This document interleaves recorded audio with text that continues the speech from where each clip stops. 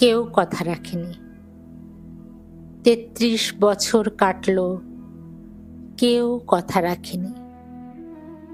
ছেলেবেলায় এক বষ্টমী তার আগমনী গান হঠাৎ থামিয়ে বলেছিল, শুক্লা দ্বাদশীর দিন অন্তরাটুকু শুনিয়ে যাবে।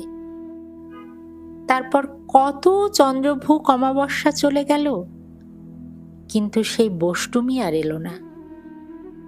২৫ বছর প্রতীক্ষায় আছি। মামাবাড়ির মাঝে নাদের আলী বলেছিল, বড় হও দাদা ঠাকুর, তোমাকে আমি ৩ প্রহরের বিল দেখাতে নিয়ে যাব। সেখানে পদ্মফুলের মাথায় সাপ আর ভ্রমর খেলা করে। নাদের আলী, আমি আর কত বড় হব?